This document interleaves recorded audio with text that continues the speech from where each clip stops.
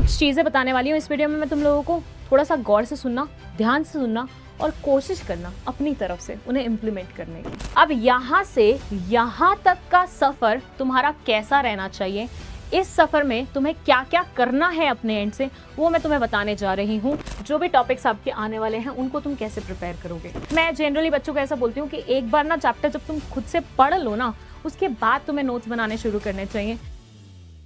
Hello मेरे प्यारे बच्चों, कैसे हैं आप सब। मेरा नाम है CS पायल पोपली और आज इस वीडियो में मैं आप लोगों के लिए लेके आई हूँ road map to your half yearly examinations.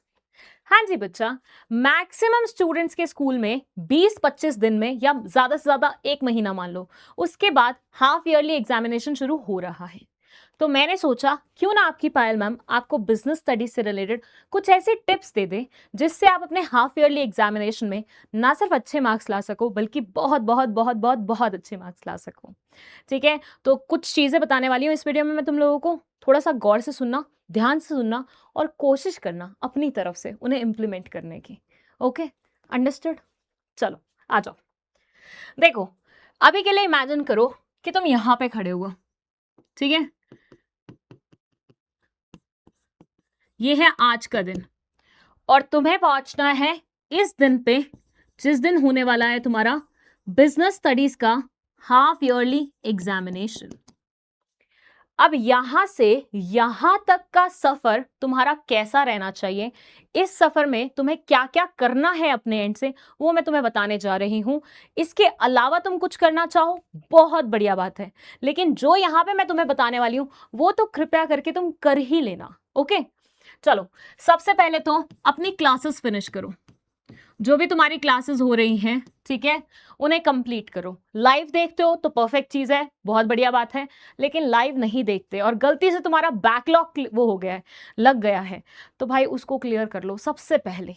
1.5x की स्पीड पे देख लो, 2x की स्पीड पे देख लो, जिस स्पीड पे तुम्हें ठीक लगे उस स्पीड पे देखो। लेकिन BST के लेक्चर्स तो प्लीज खत्म कर लो, ठीक है। मतलब मैं ये चीज अपने लेक्चर में ही बोल सकती हूँ कि 1.5x की स्पीड पे भी देखोगे या 2x की स्पीड पे भी देखोगे तो चीजें समझ में आ जाएंगी। तो फटाफट उन्हें निपटाओ, अपनी तरफ से बैकलॉग्स को क्लियर करो, ठीक है। पहला टास्क तुम्हारा यही होना चाहिए। Once you are done with it तो अपनी सेल्फ स्टडी स्टार्ट करो। अच्छा भाई, बहुत सारे बच्चों को ऐसी गलत फहमी होती है ना कि मैंने क्लास अटेंड कर ली, मैडम ने जो पढ़ाया था मुझे समझ में आ गया, बस हो गया मेरा, तो मैं तो बस एग्जाम देने के लिए तैयार हो गया। ऐसे नहीं होता बेटा। सेल्फ स्टडी नाम की भी एक चीज होती है। जो हमने तुम्हें पढ़ाया है प्लस तुम्हारे दिमाग में कितना गया है, तुम्हें कितना याद है, रिटेन कितना कर पा रहे हो, ये सारी चीजें भी मैटर करती है और इसके लिए आपको सेल्फ स्टडी करनी पड़ती है। टीचर ने जो जो पढ़ाया है बुक से खुद पढ़ के देखना पड़ता है। तुम NCERT फॉलो कर रहे हो, तुम वो पढ़ के देखो। तुम कोई रेफरेंस बुक फॉलो कर रहे हो, तुम वो पढ़ के देखो। खुद से सारी लाइन बाय लाइन चीजें पढ़ो, वहां पे समझो कितना तुम्हें याद है जो टीचर ने पढ़ाया था, प्लस कहाँ तुम्हें कंफ्यूजन जा रही है, जो तुम्हें डाउट्स आ रहे हैं मुझसे पूछो, मैं उसी के लिए हूं, ठीक है। तो बस कोशिश करो अपने एंड से सेल्फ स्टडी करे हर बच्चा। कोशिश क्या है, ये मतलब कोशिश वाली चीज नहीं है, तुम्हें करनी ही है, क्योंकि इसके बिना काम नहीं चलेगा। और ये भी हो गई बेटा तुम्हारी एक बार, तो अपने नोट्स बना लो। देखो, I don't know about other subjects, लेकिन BST में नोट्स जरूरी होते हैं।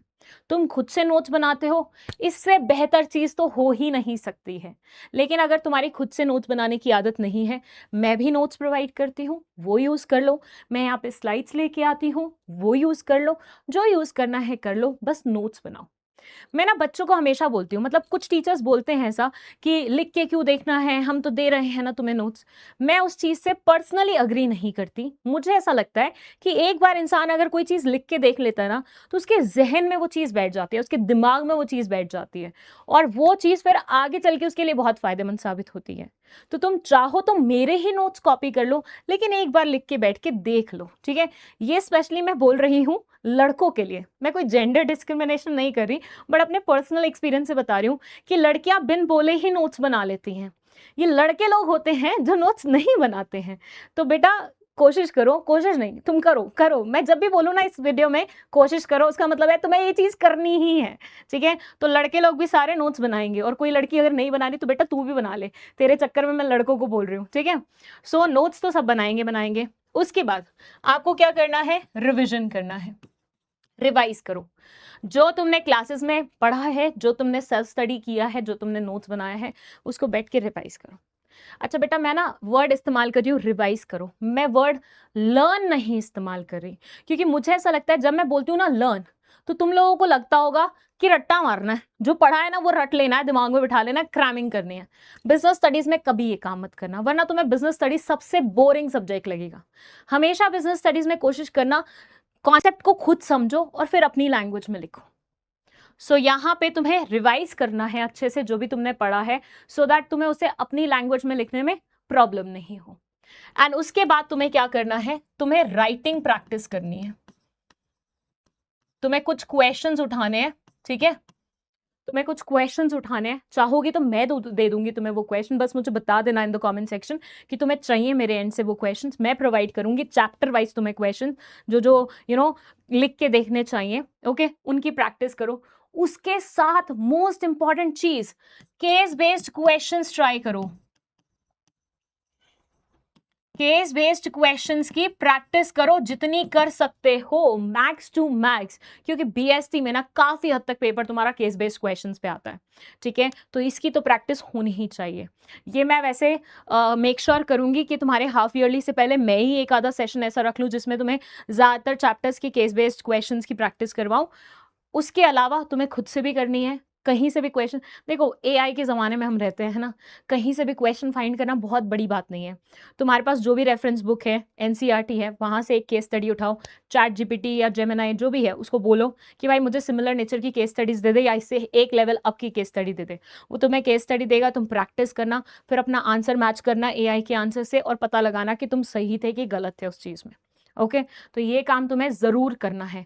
तुमने ये सारा काम कर लिया और लास्ट में ये काम नहीं किया ना, तो भाई डिसअपॉइंटमेंट होएगी आगे चल के, या फिर आई शुड से रिग्रेट करोगे, ठीक है। तो ये मत छोड़ना, ये लिख के देखना बहुत ज़रूरी है। ज़्यादातर बच्चे जब स्टार्टिंग में मुझे बीएसटी के रिलेटेड फीडबैक दे रहे थे ना, तो उन्हें यही था कि मैम पढ़ सब लेते हैं, समझ सब आ जाता है, ये भी लगता है कि हम आंसर लिख लेंगे। जब आंसर लिखने के लिए बैठते हैं ना, तब समझ में आता है कि कुछ लिखते नहीं बन रहा, हो नहीं पा रहा है। तो बेटा यहाँ पे ही सबसे ज्यादा प्रॉब्लम आती है जो आती है, और इस प्रॉब्लम को हम सिर्फ और सिर्फ प्रैक्टिस से ही दूर कर सकते हैं। तो जिस दिन भी तुम मेरी ये वीडियो देख रहे हो ना, उस दिन से आदत बना लो, हर रात को तुम्हें क्या करना है, एक आंसर लिख के देखना है। चाहे तुम वो उठा के इको का लिख के देख लो, चाहे तुम वो उठा के बीएसटी का लिख के देख लो, चाहे तुम वो उठा के एंटरप्रेन्योरशिप का लिख के देख लो, किसी भी सब्जेक्ट का लिख के देखो, लेकिन एक थ्योरेटिकल आंसर तुम्हें जरूर लिख के देखना है। अगेन आई वुड से, अगर तुम्हें लगेगा डेली बेसिस पे तुम्हें एक क्वेश्चन चाहिए, if you are following my channel, तो मैं उस चैनल पे तुम्हें डेली बेसिस पे भी क्वेश्चन दे दूंगी प्रैक्टिस के लिए, लेकिन करना ही काम तुम्हें। ओके, सो कैसे शुरुआत करनी है, क्लासेस खत्म करनी है, सबसे पहले मतलब अपना एक शेड्यूल बना लेना, टाइम टेबल बना लेना कि ऐसे चलना है मुझे। ये क्लासेस फिनिश हुई, सेल्फ स्टडी पे आ जाना है, सेल्फ स्टडी फिनिश हुई, नोट्स। अगर तुम्हें चाहिए सेल्फ स्टडी और नोट्स को तुम मर्ज भी कर सकते हो कि जिस टाइम तुम पढ़ रहे हो उसी टाइम तुम नोट्स भी बना लो। बट मैं जनरली बच्चों को ऐसा बोलती हूँ कि एक बार ना चैप्टर जब तुम खुद से पढ़ लो ना, उसके बाद तुम्हें नोट्स बनाने शुरू करने चाहिए। क्योंकि पढ़ते पढ़ते अगर तुम नोट्स बनाओगे ना, तो कई बार ऐसा होता है जो चीज़ें इंपॉर्टेंट भी नहीं है उनके भी नोट्स बन जाते हैं, जो चीज़ें इंपॉर्टेंट है वो थोड़ी साइडलाइन हो जाती हैं। तो एक रीडिंग अगर तुम लगा लोगे, उसके बाद बैठ के नोट्स बनाओगे ना, परफेक्ट कॉम्बिनेशन बैठेगा। और उसके बाद रिवाइज करना है, एंड देन राइटिंग प्रैक्टिस करके देखनी है, केस बेस्ड क्वेश्चंस की प्रैक्टिस करके देखनी है। ओके, अब हम जान लेते हैं कि जो भी टॉपिक्स आपके आने वाले हैं उनको तुम कैसे प्रिपेयर करोगे। देखो मुझे नहीं पता तुम्हारे स्कूल में एक्चुअली कितने टॉपिक्स आ रहे हैं, कितने चैप्टर्स आ रहे हैं, मैं एवरेज लेके चल रही हूँ। फर्स्ट बुक में हमारे ये चैप्टर्स हैं, और ज़्यादातर बच्चे जिनकी भी मुझसे बात हुई है, जिन्होंने भी मुझे इंस्टाग्राम पे मैसेज किया है, उन्होंने यही बताया कि मैम 6 तक हमारे स्कूल में आने वाले हैं चैप्टर्स, ठीक है। तो मैं बोलती हूँ इन 6 में से सिर्फ ये वाला चैप्टर है जो थोड़ा लंबा है, उसके अलावा बाकी सारे चैप्टर्स छोटू छोटू से ही हैं बिल्कुल। ये वाला चैप्टर भी इसलिए लंबा है क्योंकि इसमें एक तो different forms of business organisation है, और उसके बाद 7th वाला जो चैप्टर था इनकॉर्पोरेशन ऑफ अ कंपनी, वो भी इसी के साथ मर्ज कर दिया गया है। तो 2 चैप्टर्स को कंबाइन करके ये एक चैप्टर बना हुआ है, दैट्स व्हाई इट्स लेंथी। तो ऐसा करना, ये और ये चैप्टर तुम साथ में पढ़ना, इसके लिए तुम 5 दिन डेडिकेट करना, ठीक है, कि 5 दिन में मैं ये दोनों चैप्टर्स निपटा भी लूंगा, इनके नोट्स भी बना लूंगा। उसके बाद तुम उठाना ये 2 चैप्टर्स, इनको 5 दिन डेडिकेट करना, फिर तुम ये उठाना इसको तुम हार्डली 2 दिन में कवर कर लोगे, उससे ज्यादा टाइम मत देना, उतना लंबा नहीं है ये, ठीक है। 5 दिन 2 दिन, उसके बाद आई विल से 5 दिन तुम स्पेसिफिकली इस चैप्टर को देना, क्योंकि ये थोड़ा सा लंबा है। ओके, सो टोटल हमारा बना 5 5 5 और 2 17। 17 दिन में तुम्हारे नोट्स भी कंप्लीट हो जाएंगे, तुम्हारी पढ़ाई भी कंप्लीट हो जाएगी। मतलब मैं ये अज्यूम कर रही हूँ, ठीक है। अगर तुम हर चीज मेरे अकॉर्डिंग करो, हर चीज मैनेज कर पाओ तो ऐसा होगा। थोड़ा बहुत आगे पीछे होता है, इट्स ओके, इट्स ओके, है ना, ज्यादा दिल पे नहीं लेने का। 17 से 20 दिन पहुंच जाते हैं, कोई बात नहीं। ओके, उसके बाद तुम्हें क्या करना है, हर दिन जो भी तुम्हारे बचे हुए दिन है, जब तक तुम्हारे हाफ ईयरली नहीं आ जाते, हर दिन राइटिंग प्रैक्टिस करनी है, केस बेस्ड क्वेश्चंस की प्रैक्टिस करनी है। एक एक चैप्टर करके शुरू करना। पहले आई विल से ऐसा करना कि फर्स्ट चैप्टर के राइटिंग प्रैक्टिस देख रहे हो तुम, और साथ में केस बेस्ड क्वेश्चंस देख रहे हो, अगर दोनों साथ में मैनेज कर पा रहे हो। फिर सेकंड चैप्टर के करना, फिर थर्ड चैप्टर के करना, फिर फोर्थ के, फिर फिफ्थ के, फिर सिक्स्थ के, ऐसे करके 1 बाय 1 सारे चैप्टर्स के एक बार अगर प्रैक्टिस हो गई, फिर भी तुम्हारे पास टाइम बचा हुआ है, तो सारे चैप्टर्स की मिक्स्ड क्वेश्चंस की प्रैक्टिस करना। क्योंकि कई बार पता है क्या होता है, हम जब उस चैप्टर में उस क्वेश्चन को देख रहे होते हैं ना, तब वो हमें बहुत नॉर्मल लगता है, बहुत सिंपल सा लगता है। लेकिन जब हम मिक्स में देख रहे होते हैं ना, कि सेकेंड चैप्टर से एक क्वेश्चन आया हुआ है और 6 चैप्टर से क्वेश्चन है टोटल, तो वो पता नहीं लग रहा कि कौन से वाले से पूछा गया है, तो वहां पे कंफ्यूजन हो जाती है। तो कोशिश करना अपने एंड से मिक्स क्वेश्चन की भी प्रैक्टिस करने की, सिर्फ चैप्टर वाइज प्रैक्टिस करके मत जाना। ओके, इतनी बात समझ में आई? बस इतना तुम कर लोगे ना, तो भाई हो जाएगा तुम्हारा। इतने में ही तुम बहुत अच्छे मार्क्स ले आओगे बीएसटी में। और ये चीज हमेशा याद रखना, बीएसटी में फुल मार्क्स आ सकते हैं। That's a very simple paper वाला मतलब simple subject I will say, ठीक है, जिसमें आप बहुत आसानी से फुल मार्क्स ला सकते हो। 80 नंबर का अगर तुम्हारा पेपर मतलब पूरा पेपर होने वाला है, तो 80 मार्क्स लाना कोई बड़ी बात नहीं है। 100 नंबर का होने वाला है तुम्हारे स्कूल में, 100 नंबर लाना कोई बड़ी बात नहीं है। हाँ, एक चीज का और ध्यान रख सकते हो कि जरूरी नहीं है तुम्हें बुक वाले ही सारे पॉइंट्स लिखने हैं। अगर तुम्हें लगता है तुम्हारे पास कोई वैलिड पॉइंट है, तो तुम वो भी लिख सकते हो। बिजनेस स्टडीज की सबसे खूब बात यही है कि आप अपने मन से पॉइंट्स बना सकते हो, ठीक है। तो आई गेस तुम इतने तो सक्षम हो 11वीं कक्षा के बच्चे कि तुम खुद से पॉइंट्स बना लो, अपनी लैंग्वेज में लिख लो और बढ़िया मस्त अपना पेपर रॉक करके आओ, ठीक है।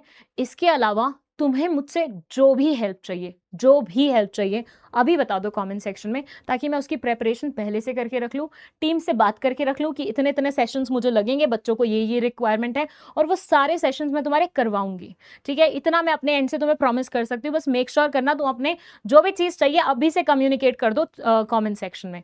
ओके, एंड इसी के साथ मुझे पूरा विश्वास है तुम बहुत अच्छा अपना पेपर लिखोगे, बहुत अच्छे मार्क्स लाओगे और सब बढ़िया ही होगा। I wish you guys all the very best. Rockets.